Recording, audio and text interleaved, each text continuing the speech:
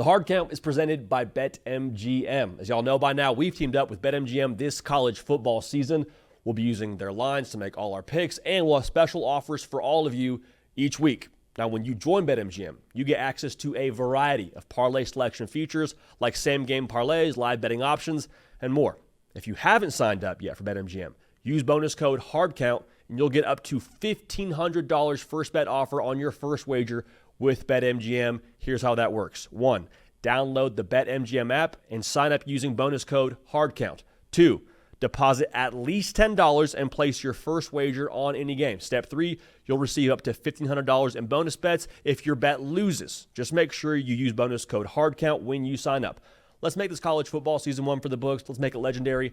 Let's get to the show. Merry Christmas to college football sickos. Welcome into the Hard Count. You thought we weren't having a show today?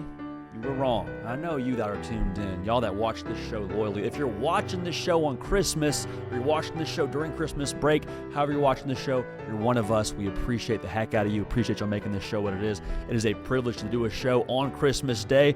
Today on the Hard Count, presented by BetMGM, we got a lot to jump into. We're going to riff on the playoff games, myself and the best in the business, two-time All-Sun Belt safety Kaiden Smith, as well as talk about some portal quarterback fit superlatives. Still workshopping that title. Probably going to be a lot better in practice than it is when you come to the label.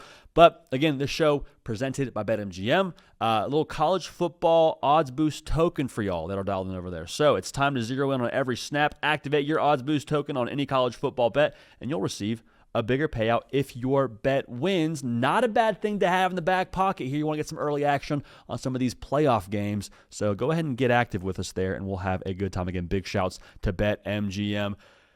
Kaiden Smith, the man, the myth, the legend, the pride of Atlanta, Georgia, and Boone, North Carolina. Golly, it's Merry Christmas, dude. Obviously, we're taping this beforehand, but Merry Christmas. It's a jolly occasion around here, man. How we living? We're living great, man. Happy holidays to everyone watching. Appreciate y'all choosing to watch the Hard Count around your holiday season when you're probably with your friends, your family, all that. So football's still one of those F's too that matters. So appreciate y'all joining us here on this Christmas.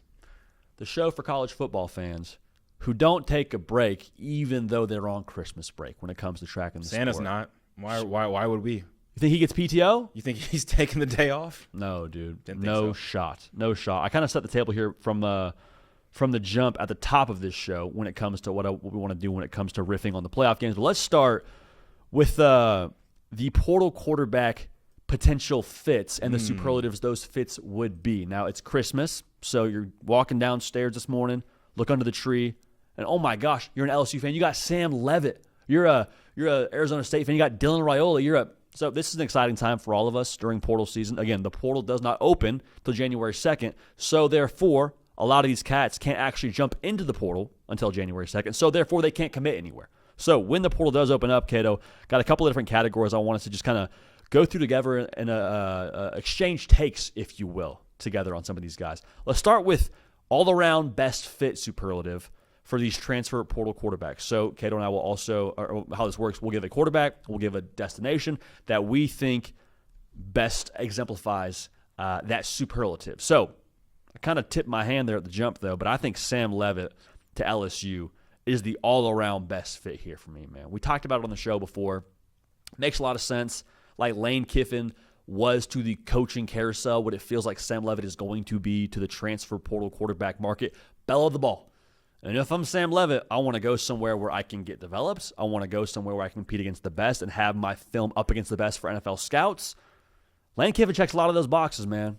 A lot of those boxes. You want to go do law at the highest level? As much as I despise Harvard with every fiber of my soul, probably go get Harvard Law. You want to go be a successful portal quarterback? I mean, Lane Kiffin, his track record with Chambliss from D2 to what he's doing right now in the SEC to Jackson Dart to the first round. There's a lot of proof in the pudding there. It would make a lot of sense on paper. I think it'd be great in practice. Best all-around fit, Sammy Leavitt. Sammy football, maybe we can get that going. To the Bayou, man. I think he ends up being a Tiger, and that would be tremendous there. It's a little prediction and a fit for us. Yeah, I mean, that's what I think the people who have no skin in the game for college football and just want to see the most exciting product possible. I mean, that's it, right? I mean, you talk about one of the most Jackson Dartish quarterbacks on the portal market right now. It's Sam Leavitt, man.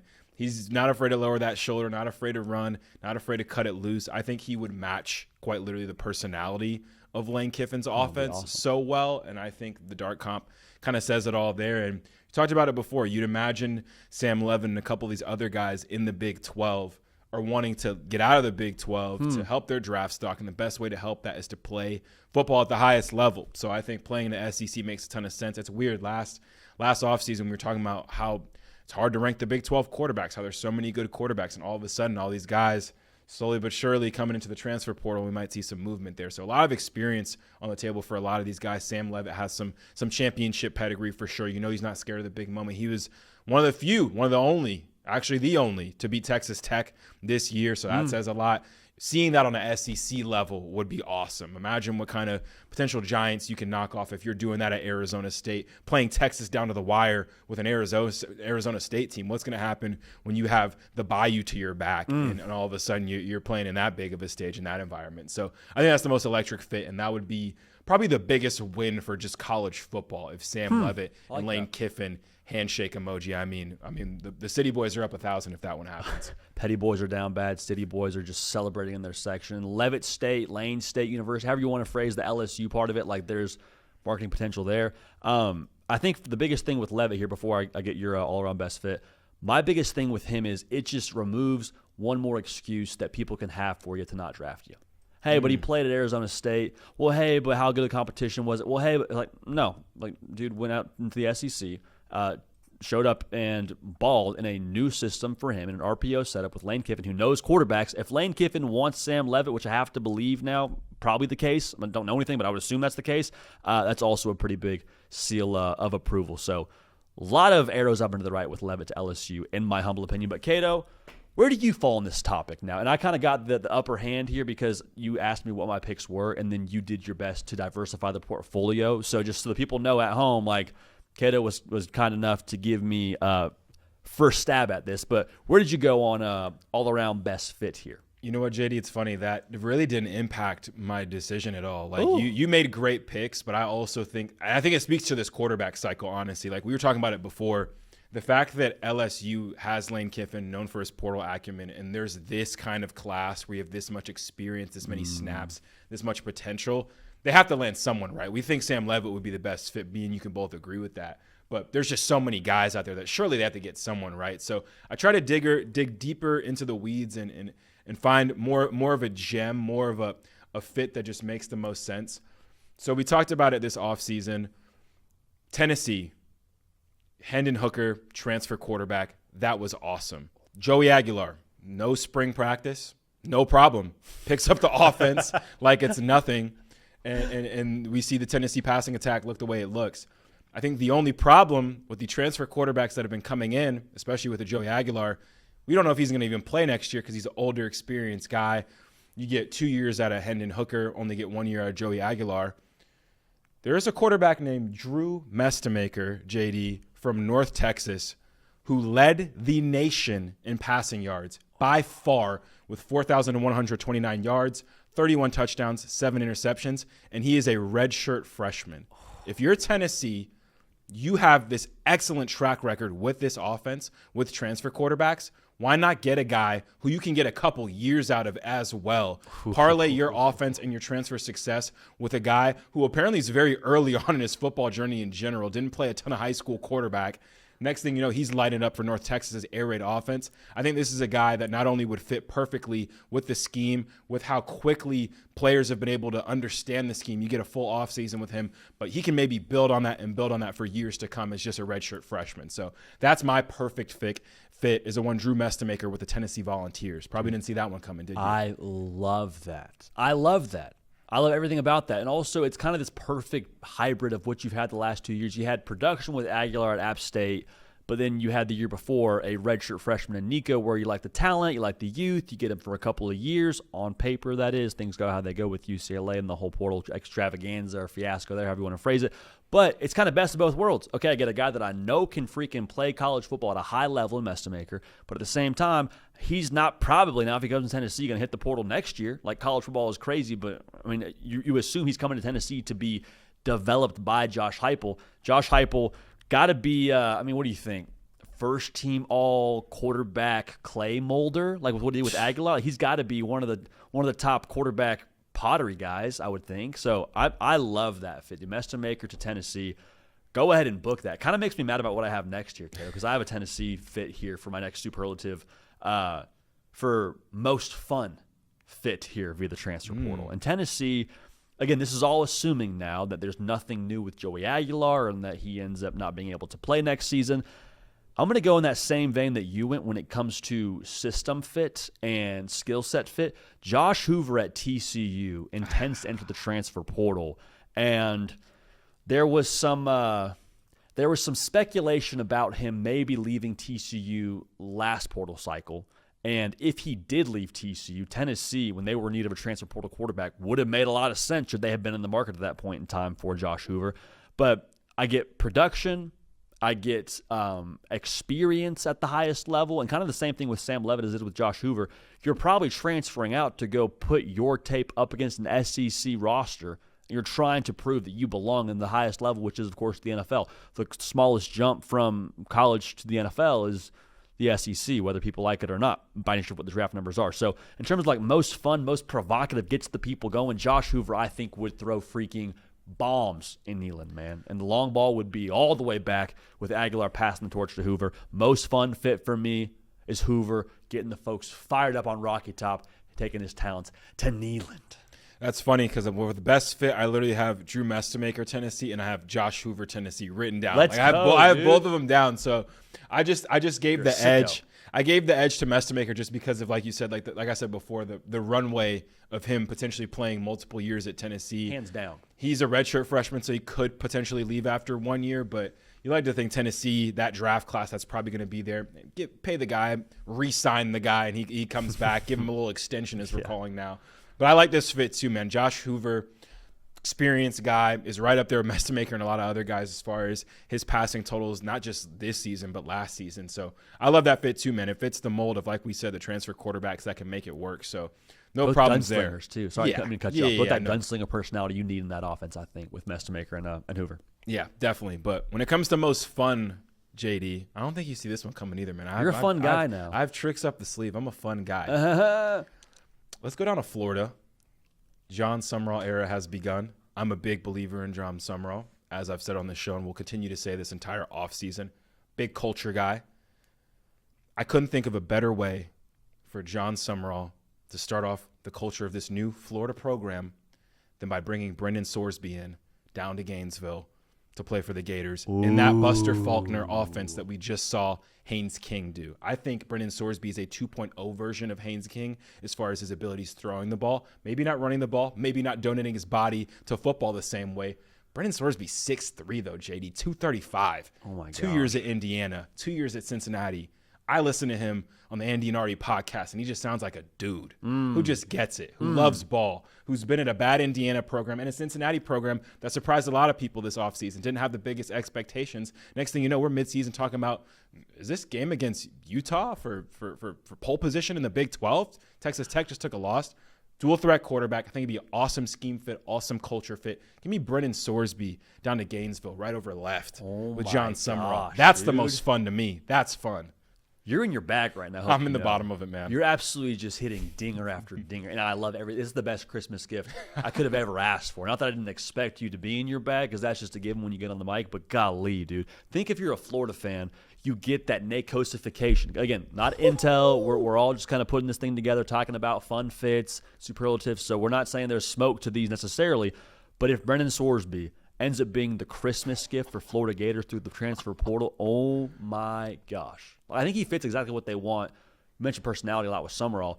Brendan Sorsby kind of seems to be in that same like vein, maybe not so much psychopath, but just like baller to him, right? He's got the shield, got the towel on the back, wears the baggy t-shirt out of the jersey. Like, just any quarterback that has that kind of swag on the field, you know he's got to be a dude. And like you said, Brendan Sorsby, dude in every single sense of the word. I love that dude. Jumpman logo on Sorsby. Little Jordan for the guy. Some Jordan cleats for the guy. But, man, like 2 straight seasons, 2,800 yards. Brought his throwing touchdown total up from 18 touchdowns last year to 27 this year. Only 5 picks, 500 yards on the ground.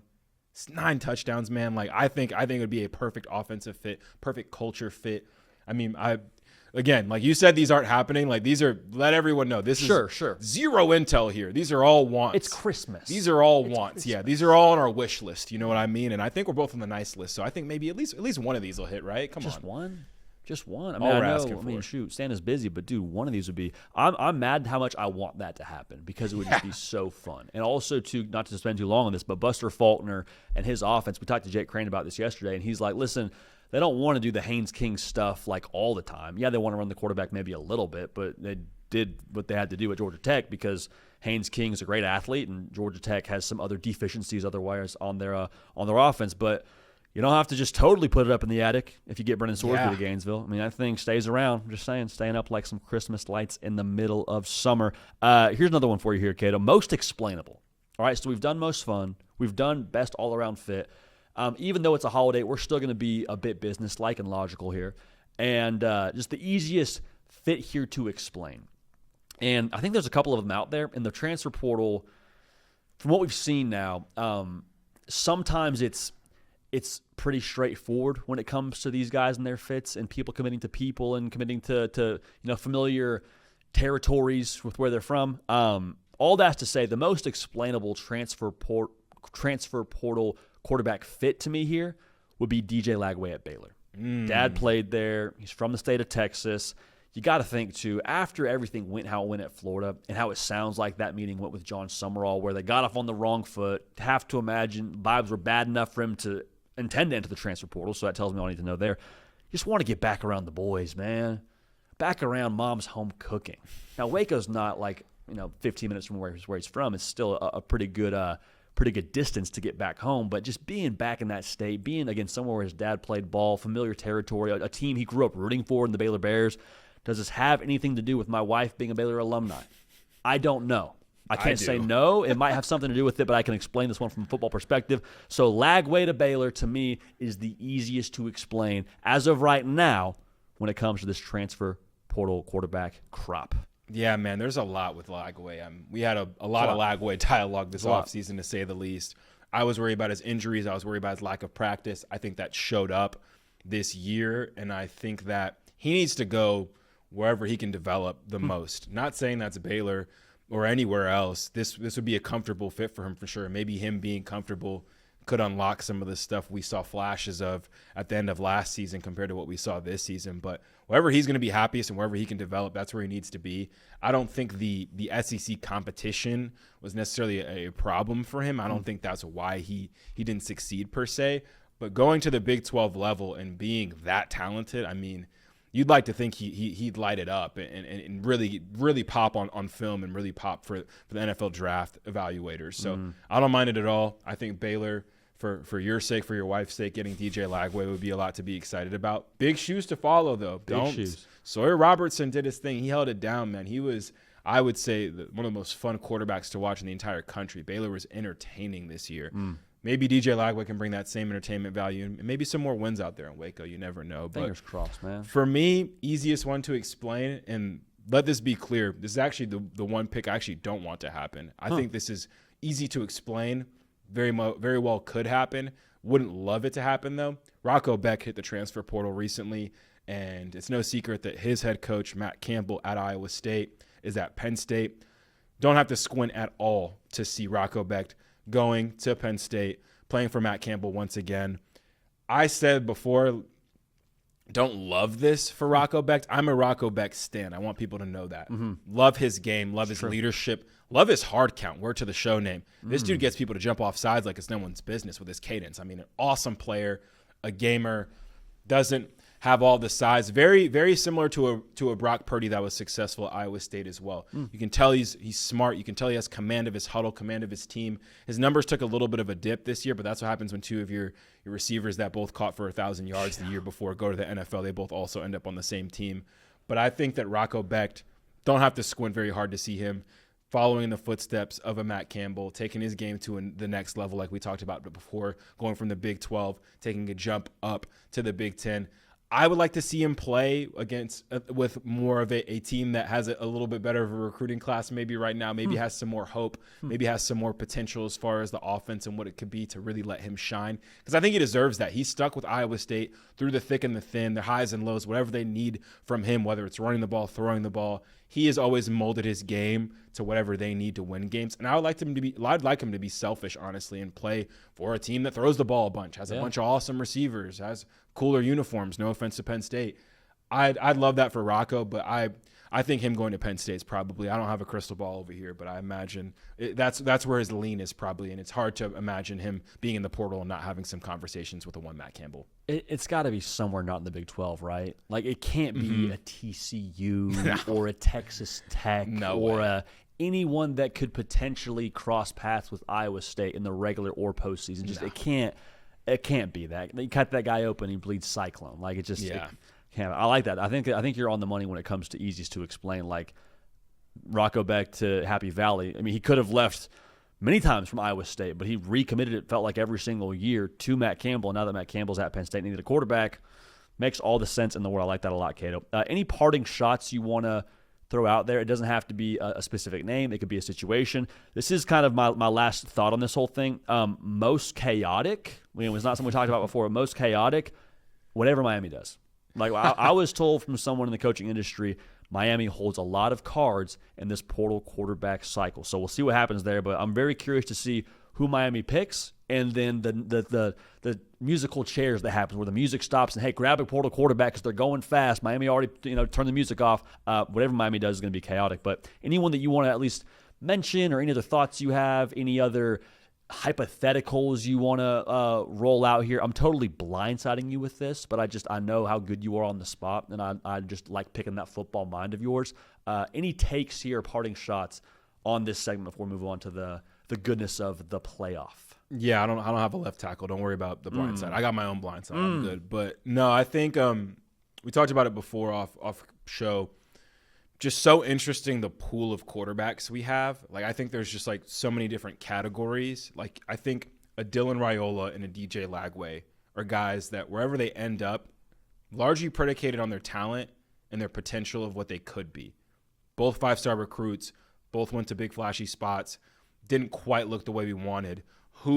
What coaches seek out those guys on some I can fix them type beat versus you have guys like a Josh Hoover who've probably thrown more passes, Rocco Beck, who've thrown more passes in their college careers than Dylan Raiola and Lagway probably did throughout high school and college. You know what I mean? So I'm just curious to see what these schools look for. I think with all the coach turnover, all of the player turnover we're seeing now in this cycle specifically, curious what archetype guys are being looked for. We have the dual threat guys. We have the young guys with potential. We have grad transfer last year experience. So many different options, so many different scenarios. Curious to see how it works, because I think last year, looking at the playoff field this year, a lot of guys from the transfer portal. Maybe it didn't work out year one, but year two, next thing you know, you're in the playoff with a guy. Maybe it is a year one, like a Carson Beck.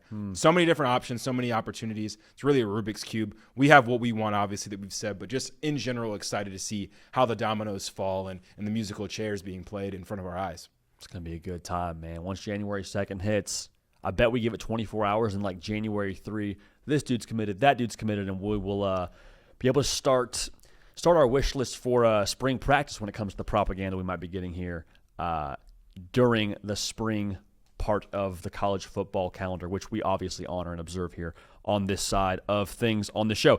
Kendall, let's move on to the college football playoff. Riff on a couple of these games here pretty quickly. The second round matchup is loaded. Like, I mean, just pick your favorite. Ohio State, Miami, Tech and Oregon, Georgia, Ole Miss. It's a rematch. I don't care. That first game was awesome. I think it'll be awesome a second time. You got the Rose Bowl with Indiana and Alabama, with Bama looking super frisky. Let's just go chronological order here in terms of when these games are played, starting with the Cotton Bowl on New Year's Eve.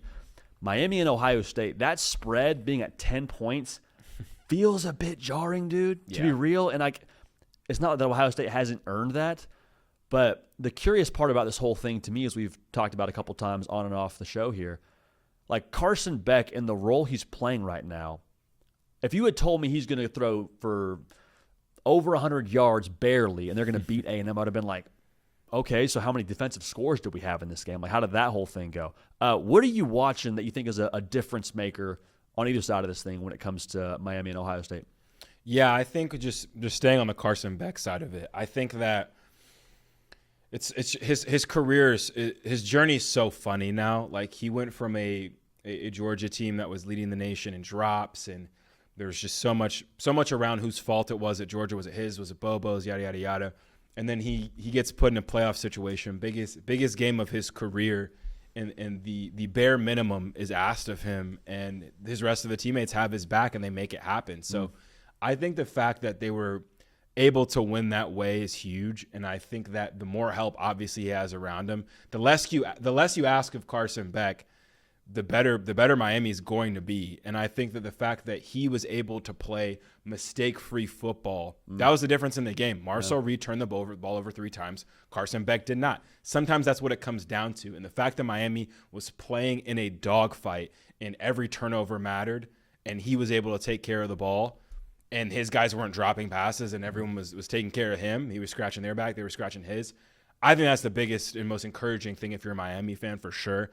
Is that enough to overcome a defense that is the best in the country? And when we did our unit draft, was my number 1 overall pick? Yes. But I also picked Texas A&M's line of scrimmage as my pick for the line of scrimmage, and Miami made easy work of that, it looked like. So I think Miami is a scary team right now.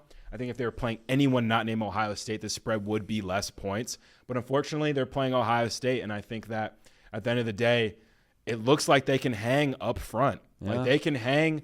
If Ruben Bain's screaming off the edge and there's a bunch of wild banshees on that defensive line, that's kind of Ohio State's biggest weakness is their offensive line, right? So if you can make Julian Sand feel some pressure, and next thing you know, he's making more mistakes than a Carson Beck is, the same way it was for Marcel Reed, who has far more mobility than Julian Sand and is going to be put in some situations where it's going to be tough for him. I think next thing you know, Miami has a game here, and it's definitely within 10 points. They stay in striking distance, and in the second half, we're watching on the edges of our seats. So I think that's still on the table based on what I saw from Miami this weekend.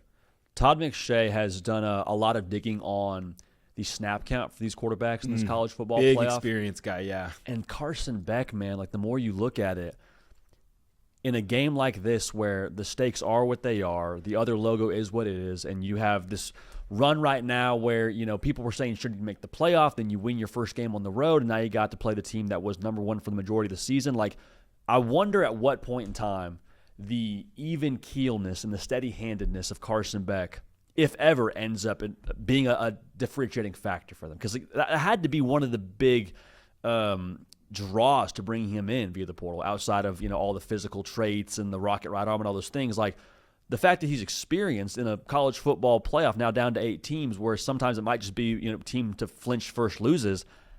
I wonder how much that plays into this game, because he's also familiar with Caleb Downs from when Downs was a freshman at Alabama. Watched them play in the SEC championship game when Carson Beck was the quarterback for the Dogs. So you wonder maybe the familiarity, the experience. I'm waiting for that to be the difference for Miami and Carson Beck here, and this kind of feels like it might be the time for it to show up if it's going to show up.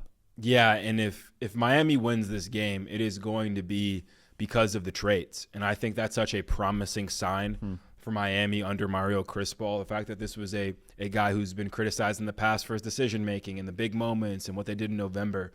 They won a traits game against A&M on the road, SEC opponent.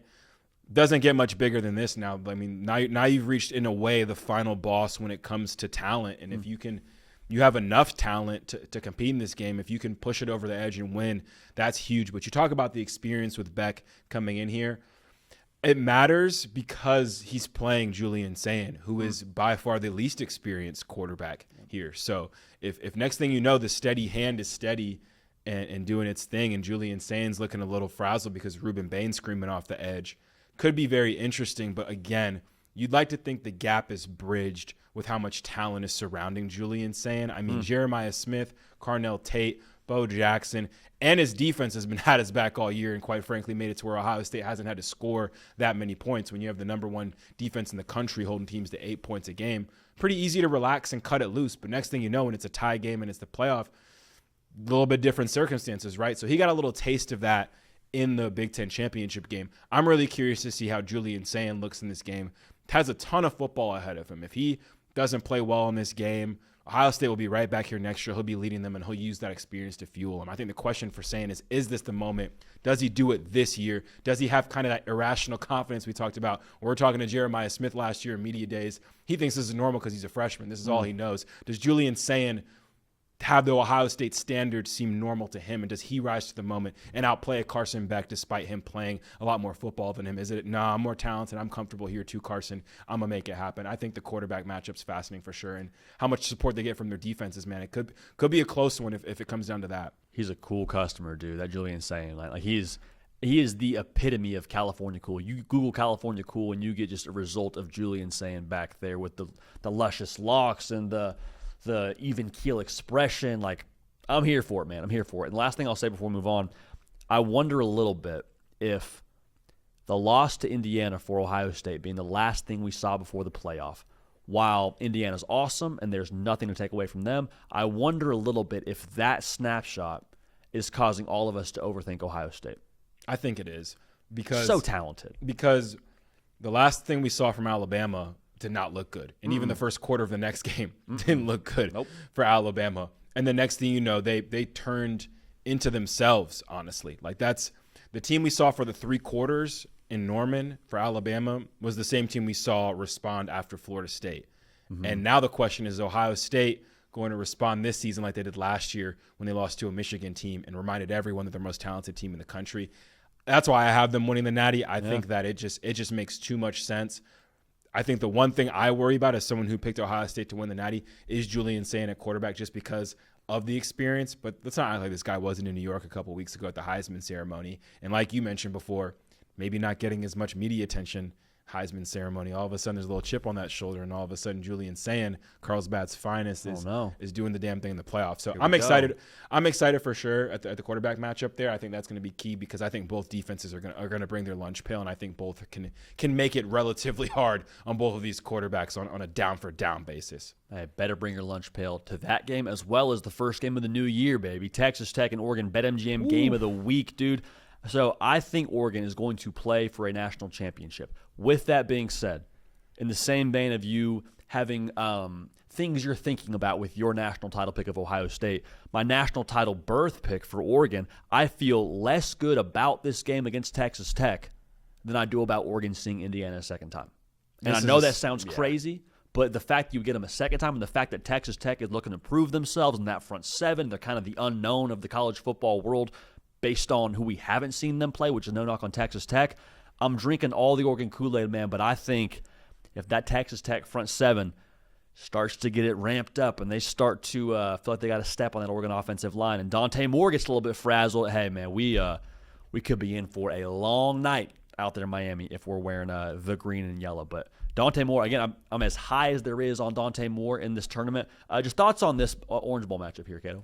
Yeah, I mean, it all comes – I think the entire hinge point of this game is Texas Tech's front seven. Like, if they do what they've been doing all year to Big 12 teams to Oregon, that's why the spread's 1.5. But if they're not doing that, if they're not stopping the run like they have all year, if they're not putting pressure on the quarterback like they have been all year, that's when Oregon – it could look JMU-ish because Dante Moore is that guy. He is – extremely comfortable in this offense. The 1 year off clearly paid off because now all of a sudden you have a guy who, no matter who's getting injured out wide, no matter the weather, no matter home or away, this guy's been delivering for the entire season. And the Indiana loss was tough, obviously, but I think it's very clear that this Oregon team has gotten a lot better since that loss. And I think that you talking too about them maybe taking their foot off the gas, especially defensively, the second half of that JMU game, all of a sudden you don't have to worry about a team being complacent throughout the week when you have some film to put out there that isn't very good. So all that said, like, again, the front seven for Texas Tech, man, if Bailey's coming off the edge and all of a sudden Dante Moore is put under some pressure of all of a sudden that rotation of backs, they're not falling forward like they normally do. All of a sudden they're getting knocked back a little bit.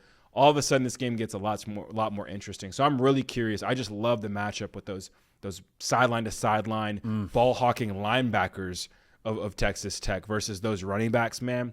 I think they can force turnovers. I think they can live in the backfield, and I think that's the equalizer, and that's why I will not be wagering any money on this game because I think it's the closest spread for a reason, and I think that even Vegas, given the level of competition, Big 12 versus the Big 10, I feel like they don't even know what to expect necessarily in this game to lean heavily one way or another. And I think, man, I think they hold the keys in that front seven. I think those are all American guys who obviously transfer portal, come from a lot of different places and have all come here.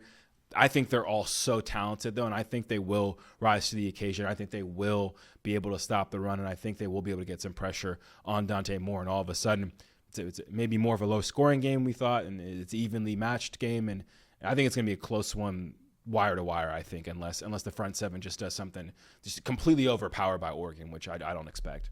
If I'm organizing a front office in modern college football, I am looking at the way Texas Tech does things, and I'm doing everything in my power to get their GM, James Blanchard, to come to our spot and do what he did at Texas Tech. Everyone loves to talk about Cody Campbell and the money he's throwing at the roster, and, that's all true. It's a real thing. I don't think we need to ignore that. But, your money is only as good as your evals, and Texas Tech has continued to just throttle the evals. So we'll see, man. Last thing on Dante Moore here before we move on. I'm not any less impressed by the way he throws the football against JMU than I am against USC, than I am against Iowa. Those throws he's making, they're impressive against anybody because he's putting them in just such ridiculous spots. Now, is the front seven of JMU make you less nervous than the front seven of pretty much anyone else that you've played this year? Sure. But I think the spot and the touch and the accuracy, Dante Moore is just so phenomenal anticipating.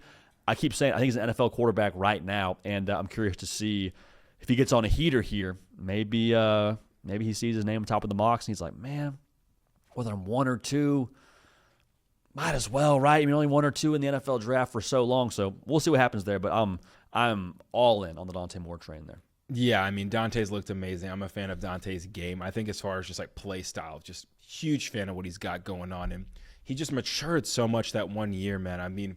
Next thing you know, he has his gap year. He's behind Dylan Gabriel. And next thing you know, he's coming out the tunnel with a full beard. He has a glove on his hand. Clearly doesn't care about his swag, just wants to be practical. Different man. To me, he's just mature beyond his years. He's 20 years old, and he has this decision to make about the NFL draft, and I fully trust whatever decision he makes just because of the maturity of the decision it took to leave UCLA, sit out for an entire year at Oregon, and now you end up in this spot where you're in a good spot for sure. So I think his offensive line protecting him is a huge key of this game. Can his run game help him? But who knows? If next thing you know, this front seven's looking like we think it is, they're getting pressure on Dante Moore, they don't have the run game there, he's still answering the bell and still making plays happen, then the NFL might come calling you, hey, man, you have to come out at this point. You're making it work like that with kind of a hand tied behind your back, if you will.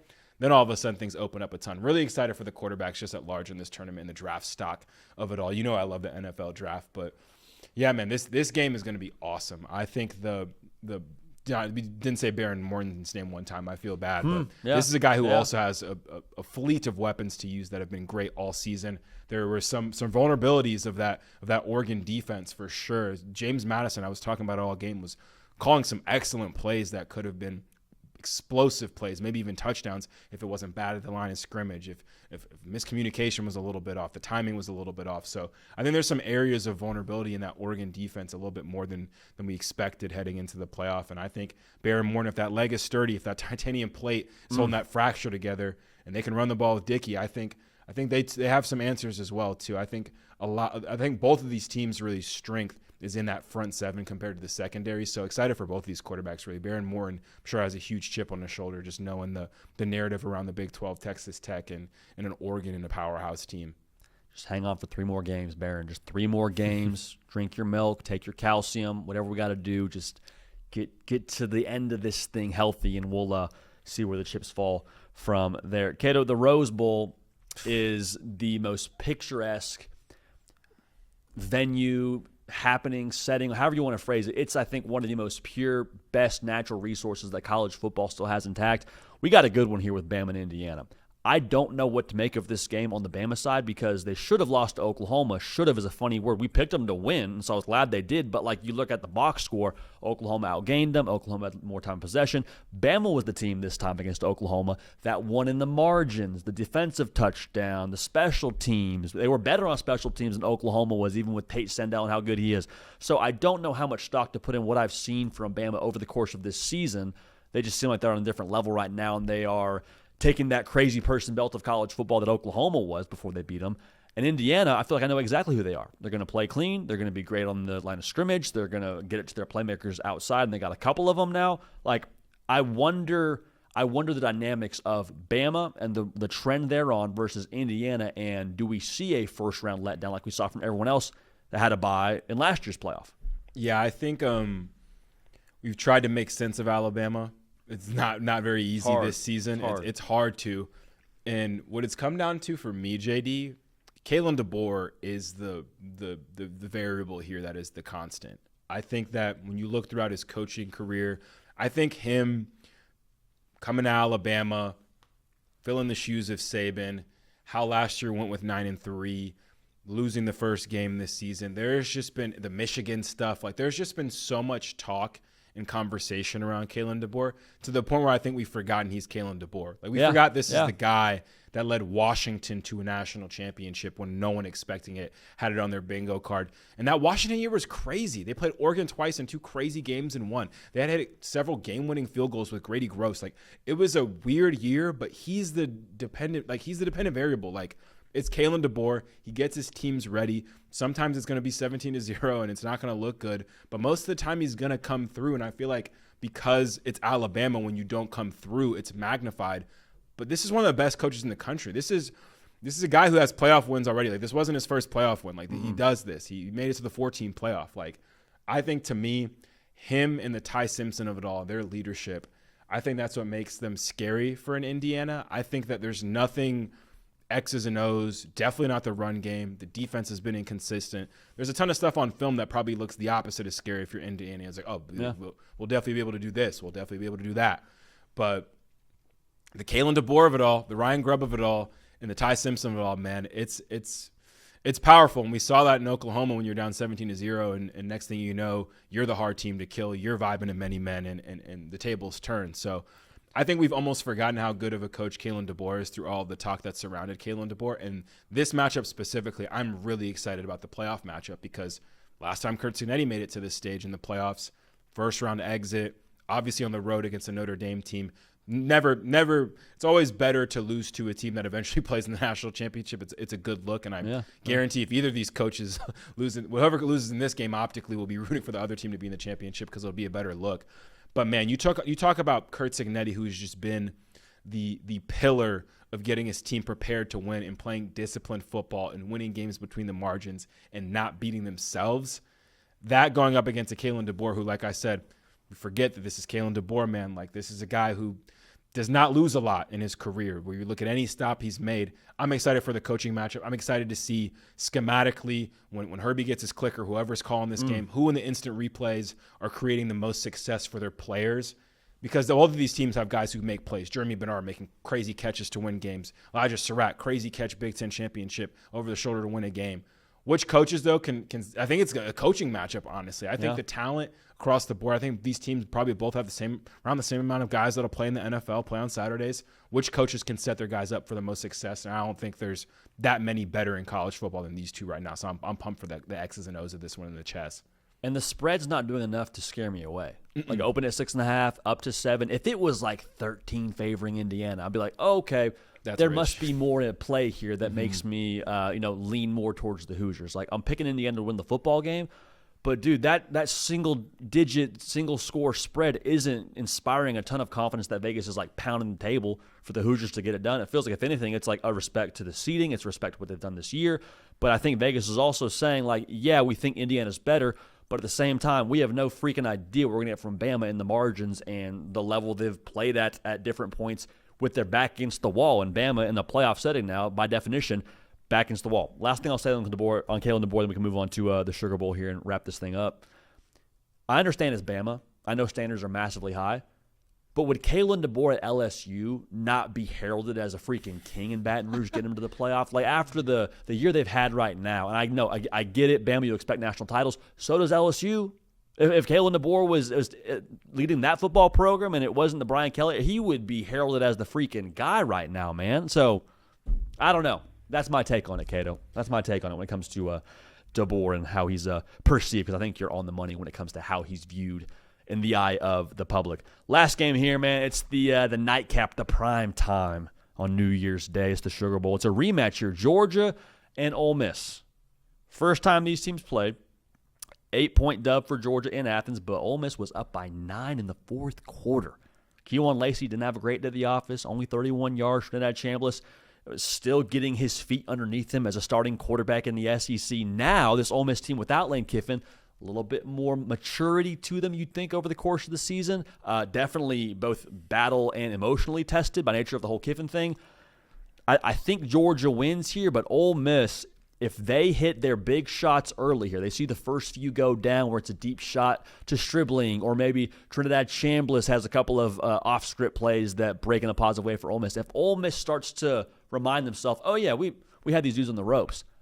Here we go. Everybody, hold on. Here we freaking go. We're going to have a game in NOLA here. So Georgia's too multiple, I think, at the end of the day. But I just want to acknowledge that if we have a galvanized Ole Miss dialing it up and Trinidad Chambliss looking like a guy who's started now at this point, give or take 13 games, 14 games, whatever it ends up being, that might be the difference here. It wouldn't be 13 or 14. It'd be the better part of the second stretch of the season for them. Everyone gets where I'm coming from. If Trinidad Chambliss and his Duffy, things get very interesting in this game. What say you, Cato? Yeah, man. I think there's a common question being asked about, like, if the Big Ten championship was like Indiana's best, like, did they empty the tank? And I wonder with this matchup specifically, Ole Miss's offensive peak, did we already see that with the way they came out swinging, throwing the ball in that game against Georgia? No one saw that coming necessarily. Like, it was definitely shocking and cool and crazy to watch. And it was the same way when Georgia played Tennessee. Next thing you know, Joey Aguilar's throwing deep bombs to Chris Brazzell. I just think that Georgia's dead, JD. I don't think Georgia's hard to kill anymore. Like, I think they're the killers. Like I've said before, like they are the ones. And I worry about Ole Miss in this spot. They were able to keep it pretty vanilla against Tulane, I think, and be able to get theirs. They were utilizing the quick game a bunch. They weren't doing anything special or crazy. I think they're going to need something special and crazy against this Georgia team, because this is just a different Georgia team. 6 games ago was not the same Georgia. I think the fact that Glenn Schumann and Kirby Smart have had plenty of time to look at Ole Miss film, break down their own film, self-scouting them, watching them throughout these last couple weeks, because I'm sure they weren't preparing to play Tulane. I think that, plus losing Lane Kiffin, I think the staff is just couldn't be in two complete opposite places. Everyone's locked in at Georgia. Everyone knows what time it is. It's December in Athens, man. Like, they're always in this spot. They lost in this spot last year with a quarterback who was starting his first game, and now he looks like one of the most steady, reliable quarterbacks we saw in college football this season. This team got better since they played Ole Miss. I don't like this for Ole Miss. I don't like this situation. I think you need Lane Kiffin and that full staff that was able to orchestrate such a masterful offensive game plan against Georgia the first time. They're not here this time, man. And I think that pair with Georgia just getting better. I think Georgia is so much better. I think Georgia and Ohio State, man, I think they have strides they can keep taking. I think Oregon took some big strides after the Indiana game. Indiana's been very steady and very nicely got over the hump over Ohio State. Alabama, we talked about up and down. You never know with them. Yeah. Georgia's gotten better all year, man. And I think that that's scary for Ole Miss. So I like Ole Miss in this one. This isn't a pick show, I like Georgia in this one. And the Dogs just they're looking too good right now, man. There's nothing Ole Miss could have done against Tulane to change my mind. But maybe you never know. Maybe they're tuned up. They're feeling good. But when you see Trinidad Chambliss go down and you see Kewan Lacey go down, you're like, why are we here? What are we doing? Why are we doing this? What's going on? Not good. Didn't like that at all. But I love the Dogs this year, man. It was hard for me not to put them playing in my national championship. I think the Ohio State talent's just a little too much. But I don't think anyone would be surprised if they won the Natty. And no one would be surprised if they won this game either.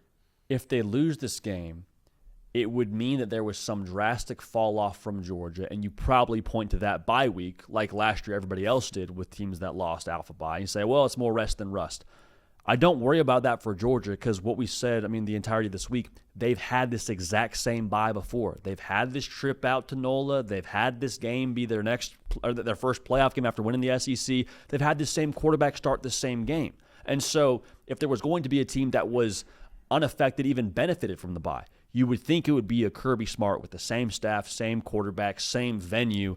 I'm with you, man. I like Ole Miss. I love the story. I love Trinidad Chambliss. But, dude, Georgia, dogs are barking here in NOLA, and it's not tricky to see why. The personnel is a big part of it, but I think just the upstairs, man, it's a different deal out there in Athens right now. Yeah. We've called them the most Kirby-ish team in a while, man. And it is. It feels weird betting against them in the future, like in the rest of my bracket. But, man, on paper, any given year, you tell me a team in Georgia, this is the one that embodies their head coach the most, and we know who their head coach is. I wouldn't want to play them. I wouldn't want to play them twice, that's for sure. So we'll see. Maybe Ole Miss will prove me wrong, but, man, I think Georgia is just too much, man. I think them playing Ole Miss already weirdly helps them because they've grown so much. College football, man, on this Christmas. The gift, it keeps on giving, man. Keeps on giving. Cato, appreciate the heck out of you, man. Phenomenal stuff. Producing the show, obviously, but just blessing the people with some takes this holiday season, man. How about it? How about it? Great stuff as always. We appreciate the heck out of y'all again. Merry Christmas. This is just special to be able to do this with y'all, no matter what day of the year it is, but to be able to do a show on Christmas, that's one of the biggest reasons why we do this show is because we know how lucky we are, and we're very lucky and grateful that you listen. So, again, for all of us here, have yourself a tremendous rest of your Christmas. We're going to keep this party rolling, and we will see y'all